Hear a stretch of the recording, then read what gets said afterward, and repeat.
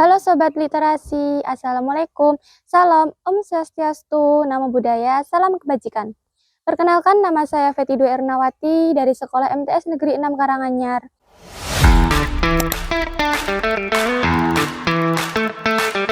Pada kesempatan ini, saya akan menyampaikan resensi dari buku yang berjudul Bob Sadino. Buku ini ditulis oleh Kunto Ali Fahmi yang terdiri dari 262 halaman yang diterbitkan pada tahun 2018 oleh penerbit Checklist. Buku ini mengisahkan tentang seorang tokoh pengusaha legendaris Indonesia yang bergaya nyentrik pada pakaiannya dengan celana pendek di atas lutut dan kemeja putih yang ujung lengannya tidak dijahit. Tokoh tersebut ialah Bambang Mustari Sadino atau yang lebih dikenal dengan Bob Sadino. Bob Sadino adalah seseorang yang ingin memiliki kebebasan dalam dunia pekerjaan.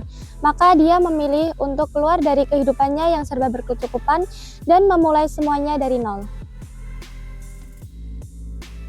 Sejak kecil, Bob adalah anak dari keluarga yang berada. Walaupun setelah kedua orang tuanya meninggal dunia, kehidupan Bob masih tetap terjamin, karena ia mendapatkan sebagian warisan dari kedua orang tuanya.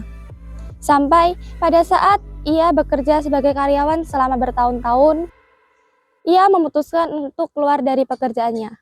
Di tengah kemiskinannya, ia menyadari satu hal yang sepele, yaitu sebuah telur. Menyadari adanya perbedaan antara telur yang ada di Indonesia dengan telur yang ada di Eropa, ia pun memanfaatkan peluang tersebut untuk membuka bisnis peternakan ayam. Pada awalnya, banyak respon tidak baik dari masyarakat. Namun, karena Bob adalah orang yang pantang menyerah, usahanya pun membuahkan hasil dan membuka peluang bisnisnya yang lain. Bob Sadino adalah tipikal orang yang memiliki pemikiran anti-mainstream. Cara berpikirnya yang tidak biasa, unik dan nyentrik membuat dirinya sangat berani untuk mengkritisi sistem pendidikan di Indonesia. Bahkan di dalam buku dikatakan bahwa dia adalah orang yang selalu meneror para pelajar agar keluar dari sekolah mereka. Bukan tanpa sebab dia melakukan hal itu, karena dia melihat sekolah-sekolah di Indonesia banyak guru yang hanya menjelaskan suatu teori saja tanpa mengajarkan cara menggunakan teori tersebut. Dengan kata lain, guru hanya memindahkan isi buku atau isi kepala yang satu ke kepala yang lain.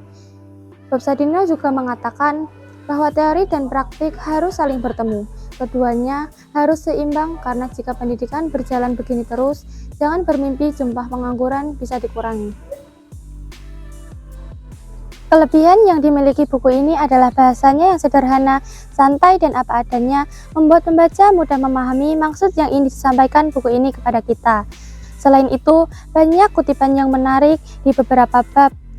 Namun, buku ini memiliki kekurangan, yaitu pengulangan kalimat di beberapa bab yang membuat pembaca merasa bosan untuk membaca kalimat yang sama seperti sebelumnya. Buku ini dapat memotivasi saya agar tidak mudah menyerah dan takut akan kegagalan. Melihat kisah Bob Sadino yang juga pernah mengalami sebuah kegagalan, tapi dia bisa bangkit kembali dengan usahanya, membuat saya menyadari bahwa kegagalan bukanlah hal yang perlu ditakuti, melainkan dapat saya jadikan penyemangat dan pelajaran bagi saya agar terus melangkah dan berusaha menjadi lebih baik dari sebelumnya. Buku ini sangat bagus untuk dibaca oleh seseorang yang berada di fase keraguan dalam memulai sebuah wirausaha. Banyak motivasi yang diberikan Bob yang dapat memotivasi calon pengusaha agar tidak ragu untuk memulai sebuah usaha. Terlebih lagi, kisah yang diceritakan dalam buku tersebut banyak sekali dialami oleh pengusaha pemula, sehingga memberikan nilai praktis yang cukup tinggi. Demikian resensi yang dapat saya sampaikan. Sampai jumpa pada kesempatan berikutnya. Saya Feti. Wassalamualaikum warahmatullahi wabarakatuh. Salam literasi. Bye-bye.